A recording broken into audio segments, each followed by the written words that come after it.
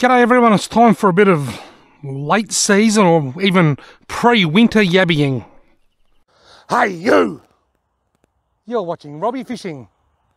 Now it's totally the wrong time of year to go yabbying, but I do like to go yabbying this time of year, and I'll tell you why. I've got a couple of reasons why I really enjoy yabbying this time of year, and I'll give you a hint. It's got nothing to do with the amount of yabbies I catch, because it's usually not too many. I've got two collapsible bait traps, and I've got this old bag of dried dog food that I'm going to be baiting them up with. Now, in summer, I catch a lot more yabbies in winter than I do in winter. And then I take them home and cook them. I don't do many catch and cooks because in summer there's flies everywhere. It's hot, flies, mozzies, the whole lot, and they drive you mad, the bugs. This time of year, even if I can only catch 4 or 5 yabbies, it's a lot of fun cooking them up without the hassle of the flies and the bugs and whatnot. So if I can catch half a dozen yabbies, well, that'd be great. Even just a couple, that'd be good. I've got I was sitting at home last night, and I was just, quite often I find myself thinking about video ideas and things I can do that are different, and I started looking back through some of my old videos, and during COVID, I filmed the review for the barbecue in a box, the portable or disposable barbecues, and I thought, I should try cooking yabbies on one of them. So that's what I'm going to do. I'm going to try and catch some yabbies in the middle of winter to cook on a disposable barbecue. Anyway, let's get these nets baited up in that dark-looking water that doesn't look all that great. One thing that I can tell you about winter yabbying is that it's almost always set and forget type yabbying, whether it's these nets or the yabby nets that I made. I never use the drop nets or the open top lift nets this time of year, not very often anyway, because it's normally not very effective when the water's cold. The set and forget, just leave them in all night and eventually you might catch something. If you went yabbying here all night and just all day, say you yabbied here from sunrise to sunset and you caught 6 yabbies, it'll be a slow and boring day. But if I can put these nets in and catch 6 yabbies all night, well then that's a good result, if that makes sense. So winter yabbying is almost always set and forget sort of yabbying for me. This water's very tannin stained, very dark. I don't like dark water, but I know there's yabbies in this dam. The very first time I used my wan joke was in this dam. I caught a Spanish yabby. I caught wan over there under that grass. I just caught the wan. I put this one down this end, down the algae end. Oh look, there's a stick here for me to wrap me float around. That's convenient.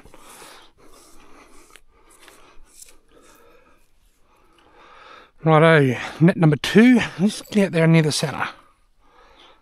That'll do. These will be all old yabby holes. They often dig under the edges when the dams are full. Probably be a snake down there too if I'm not careful. This sort of smooth mud, that's a sign of yabbies, where they've dug the mud out and sort of smoothed it over.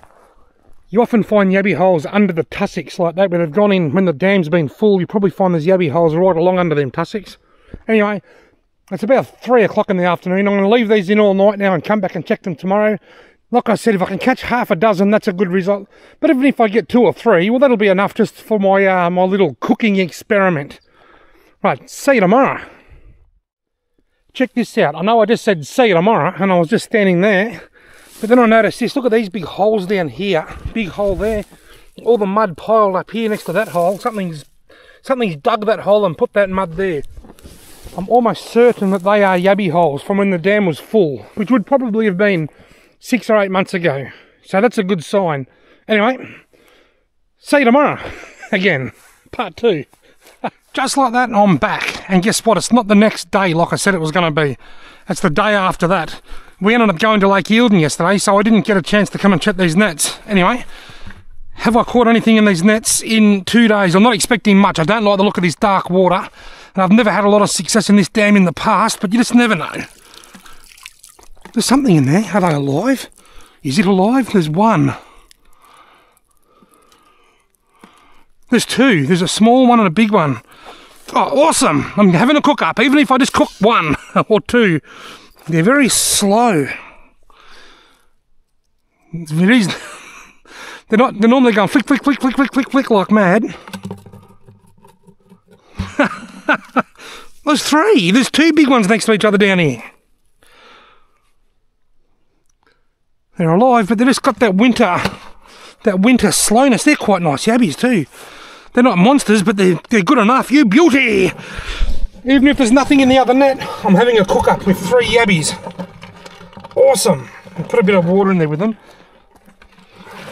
This dark water isn't always good for yabbies. They won't need much because they're not going to be in there long.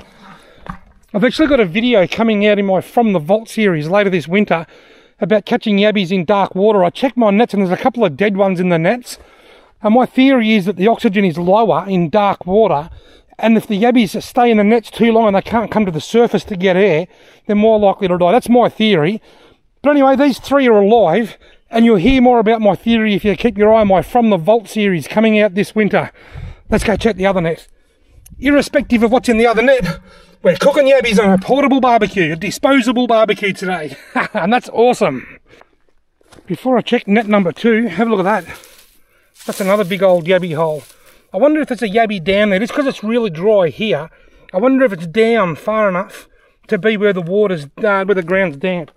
Apparently yabbies can burrow down to 5 metres looking for water. And there's another one right beside it. They look old, but they could be in use. I honestly don't know. Anyway, I've put my camera back on my head and we'll check net number 2. What's your guess? My guess is 1. I reckon I'm going to end up with 4. And considering it's almost June, I'm happy with that. Look, there's 2. There's 2, beauty, but one of them I think... No, they're both alive. They're just slow. They're so slow. They're alive, they're certainly alive. They're just... Yabbies are more of a warm water thing. They're not like crayfish that come out in the winter. In the winter, the crayfish are most active and they go really slow in the summer, and the yabbies are the opposite. They're really active in the summer and slow in the winter. Oh, we've got 5. We're cooking up 5 yabbies. Awesome. That's I honestly thought I wasn't going to catch any. I thought between the water looking so manky and the fact that it's so cold, I didn't like my chances. But we're cooking. Righty on, set up, ready to go, and this is all I've got. I've got my time-lapse camera because I'm going to film a time-lapse of me cooking. A lighter, some salt, and some water, and that's it. That's all I've got. And the Barbie in a box. You get these from Bunnings. I think they're either $5.99 or $6.99. I think they were $6.99. We'll say $7 to be on the safe side. Under $7, just under $7. It's a disposable barbecue, and I'm about to show you how to use it. During our COVID lockdowns a few years ago, I cooked some sausages on one of these when I was looking for some content to film, and it worked really well. Let's get it unpacked and set up. First thing I'm going to do is break through this plastic. Rip the plastic off. That can go in the bin. Never ever leave my rubbish out the bush. I'll just throw all this on the floor of the car now, and when I get home tonight I'll throw it in the bin. What I do now is I take that out of that box. That'll also go in the bin, and in the box is this little frame. That frame can just sit on the table like that, and that goes up on top of there just like that. That just keeps it wouldn't matter on this aluminium table, but if you would do it on dry grass or something, you could have a fire hazard. Now, I'll take the camera off my head. What I do now is I get this and I set fire to the paper. The paper will burn, and then once the paper's gone out, the coals will burn. Then you just wait for the coals to the flames to die down, and then you've got a char grill that lasts for quite some time. So let's set fire to the paper. There we go. We have flames. And of course they're blowing this way, so I might just put me salt and me water bottle and everything down here. Right, now that's all burning. I'll let that burn now, and that'll just set fire, that'll heat the coals up. Then when the paper's all burnt out, it's time to put the yabbies on the grill. Now while I'm waiting for that, I'm going to euthanize these yabbies, because I certainly do not want to put them on there alive. That would be just so cruel. So I'll kill them first, of course. Well, we've been going for about 5 minutes, and as you can see, there's still too many flames. I've got to wait for them flames to die right down. The packets, well, the box says ready in 15 minutes, so I assume that takes about 15 minutes for the flames to die down. And then you can just throw your meat on the grill, on the grill at the top there. Whether it's chops, sausages, steak, or a few dead yabbies. It's up to you. I've never cooked yabbies this way before. This is an experiment. I'm flying by the seat of my pants, which means I've got absolutely no idea what I'm doing. I wouldn't normally keep ones like these couple of small ones here, but I only caught 5, so today's not their lucky day. The flames have mostly died down. I reckon I'll chuck these on and see how they go. The first thing that I will say is if you're going to do this, make sure you bring tongs. I didn't think to bring any tongs, which is a bit dumb. So I'm turning them around with my hands, and they're hot. I honestly don't know how to tell when they're cooked. I might take this little one off and just see. I'll use it as a bit of a test. Let it cool for a couple of seconds. Throw the shells back in the water.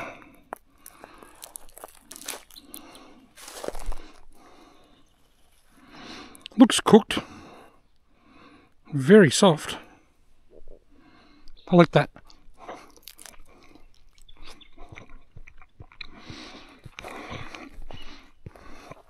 That was very nice. I reckon it was just cooked enough.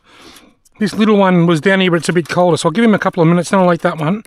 These big ones are going to need a bit longer yet. I reckon it's time to try this little one and take him off. Blow on him. Throw the shell in the water. Right, is it cooked all the way through? Yep, beautiful. That tastes amazing. It doesn't look like there's a lot of heat there. If it was dark, there'd be a lot of glowing red there. They'd be glowing red. The problem with these sort of staves is you can't just turn them off. So even when I've finished, I can't just put it in the car and take it home and put it in the bin. I've got to wait for ages for it to cool down. They're hotter than they look, so if you're using one of these, just be careful. Watch your fingers.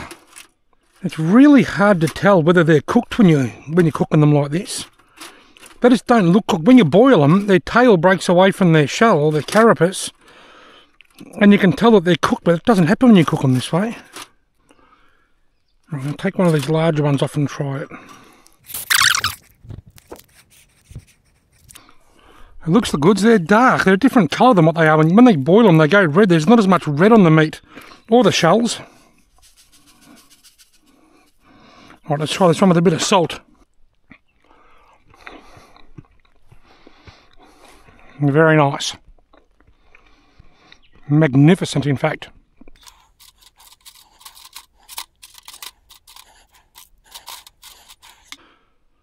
Right, I'm going to take these last two off and see how they go. I'm going to try and eat the meat out of the claws too and see if that worked. Now, I've just taken the tails and claws off those last couple of yabbies. I've been throwing my shells in the water as I go, just to feed back into the environment and back into the ecosystem. In one of my in my beer steamed yabby video a while back, I actually got in trouble for that. I got told I was littering, but I'm not. It's all organic. It comes from the bush and it's going back into the bush. My rubbish, all this stuff, the packaging and everything goes home and goes in the bin. The shells, and when I'm fishing, if I wanted to fill up the fish, it'd be the heads, the whole lot would all just go back in the water and something will eat them. Alright, let's see how these shells go. I don't like my chances of getting the meat out of these, to be honest. I know I'm going to be right. I'm going to get a bit of meat out of that. And it's very nice. Here's the last two. I've just shelled them and given them a bit of a wash. Put a bit of salt on them.